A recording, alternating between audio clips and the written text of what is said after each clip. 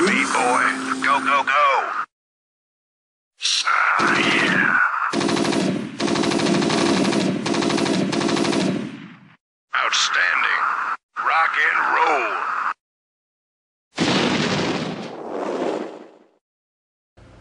Hello, I am Artosis, and welcome back to the weekly news.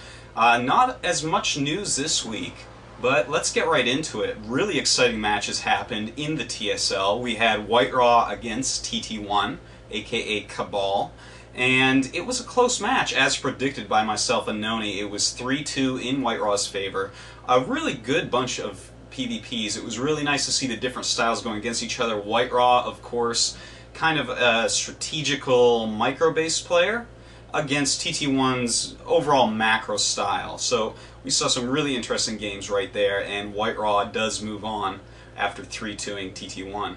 And then we saw a match that I thought was absolutely great. It was JF against Gosi Terran. And it was a close match, but JF ended up coming out on top. I thought that Gosi Terran was going to win because he has been doing really greatly lately, but JF showed that he is in shape and put on some really good games. You know, he's the god of Reavers, the ex-TSL champion, and I guess you should expect no less from him than that. Now, he won 3-1, and I have to say, go watch Game 3 on Outsider. It is, I don't even know how to describe it. It's unfathomable what Gosi Terran recovered from in that game. I definitely thought he was dead 3-0, but he fought back valiantly and ended up taking that game off JF. So definitely go watch that. A must-see, must-see, must-see game. And then we had on Sunday Rhett against Castro. And, well, Rhett 3-1 to Castro. That's pretty much what everyone expected. You know, Rhett's ZVZ has gotten a lot better lately. And so, you know, there you go with that. He just did a good job, but his ZVZ wasn't quite the level that he's capable of. If you watch the Rhett Third Courage video from SC for All, you will see that his ZVZ is actually astoundingly good right now, and he didn't really show that against Castro. I didn't feel it felt like kind of sloppy ZVZs. They were a lot closer and kind of a little bit of miscontrol, not really microing against Scourge as well as we've seen him do. So, you know, I think this has to do with him coming back from the Netherlands and not really getting a lot of practice quite yet. But luckily he has a whole week before he faces his next opponent, Sen. And then we had Mondragon versus Braddock. And this match actually really surprised me. Now, of course, Mondragon is a complete beast. Always has been, always will be. And he played amazingly well, but even better than I thought he would. His strategical play was nothing short of perfect. I mean, this guy made every decision correctly, just played really super solid games. People complain about his macro and need to shut up because he didn't even need it. He played really nice play, and it was very impressive and nice to see. Now, on the other hand, Braddock, you know, not quite as good play, in my opinion there. He just, nothing that really made me go ooh or ah. He lacked flair, basically. Nothing too spectacular coming out of him. But, you know, oh well, sorry about that, Braddock. Definitely better known for his Terran vs. Terran and Terran vs. Protoss than his Terran vs. Zerg. So Mondragon advances over him. And now in the next round, let's take a look at that this next weekend coming up here. On Saturday, February 13th at 14 EST and 20 CET, Day9 and Chill will be casting Rhett versus Sen. Now, this matchup, you know, I think you have to give the edge to Rhett. Obviously, Sen is an amazing player, but ZVZ, normally his weakest, even though that was Rhett's weakest as well, we've seen a lot of improvement out of him in that area. So I think you have to give the edge to Rhett, but should be a good and close match. And then we have Phoenix against Mondragon. Now, both players are very good, but Mondragon, I think most people think, is going to take it. Phoenix, though, he's quite confident in himself for this match, and I think he's going to bring a lot more pizzazz than what we saw from Brad OK. So, you know, I think it's going to be a better match than that was. Yeah, those games were long, Brad OK against Mondragon, but it never really looked like Braddock was going to win. It kind of looked like Mondragon was in control the whole time. Phoenix should bring some more early game pressure, I think, and some more trickiness overall throughout the series. So I think that it should be a better series overall. But again, I got to give the nod to Mondragon. This guy is entirely too good at this game.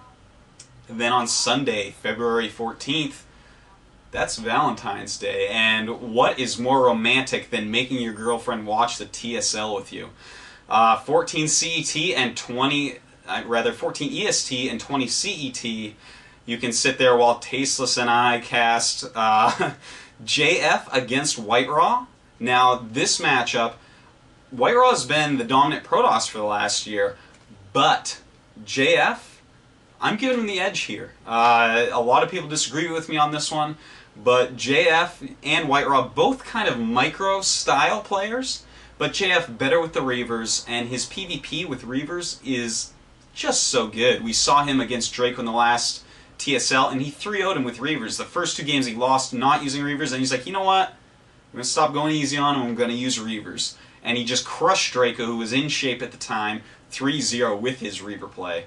So White Raw is going to have his work cut out for him. I think it's going to be an even harder match than White Raw against TT1, which already was a very hard match that pushed White Raw absolutely to his limits in PvP. So I think that will be a really great match to watch as far as PvPs go. And I'm feeling it for JF. I really am. This guy, in shape, does not lose to many players, and I really felt he was in shape from that Gosi Terran match. Really great play and decision-making by him. And then we have the match of the round of 8. We have Idra against Noni. Both players have publicly said they're going to win. Idra just said recently that he is going to 3-0 Noni. Noni said just straight up that he will win this if he 3-0s both Tarson and Horror.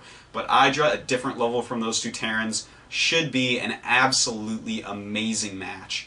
And, you know, one thing I do have to point out is that despite what anyone says in their interviews, every player in the round of 8 thinks they're going to win their match. No one here actually is like, oh, you know what, he's better than me. Even if they say that, they're just trying to act modest like a Korean or something like that. They all think they're going to win. They're all confident, and they're all capable of winning their matches. There's no one that I look at and just say, you know what, this is going to be a complete own one way or the other. Very much unlike the round of 16. So this is a great round of 8. Make sure you tune in for it this weekend on TeamLiquid.net. Alright, let's see, what else do we have in the Foreigner news? Kawhi Rice against Easterzerg. Well, I commentated another match, Foreigners against Eastro, so take a look at that. I'm going to keep on doing more and more Foreigners against them. I'm trying to get in as many as I possibly can, but you know, it's kind of weird times, hard hours.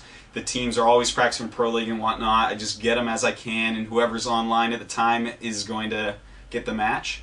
So I'll just keep on trying to make those as much as possible. Also, PC Play Magazine, a European-based magazine, is delving into the world of StarCraft esports with an interview with myself. So definitely go out and buy that magazine. Show them that you approve. It will go online as well at some point. I'll get the link for everyone when that happens. Not sure exactly when. Alright, well that's it for the Foreigner scene this week. Let's go right into all the Twitter questions. I got quite a few this week, quite a few good ones. Alright. Well, this one's kind of random. Here at Artosis, what is the traffic like in Korea? It's really, really, really, really bad. You need to take the subway or walk wherever you go if you're smart. Alright, hey at Artosis, how was ZVP build orders and gameplay changed over the last couple of years when most P players do the Forge Fast Expand? Thank you. Well, Bisu kind of revolutionized it in the match against Savior. A lot more proactive scouting with Corsairs, really keeping a tight build order on that fast expansion.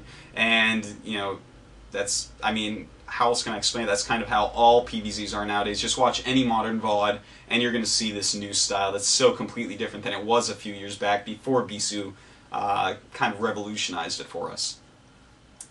Hey, at Artosis, I've got a question. I've been out of the SC scene for 1 year. What has happened in the foreign scene since my departure? Well, in the past year, we've had Noni come to Korea, Rhett come to Korea, a lot of tournaments, ESWC in South Korea for foreigners. We had also IEF in South Korea, about 20 foreigners came over, so we've had an unprecedented amount of foreigners participating in the Korean scene, as well as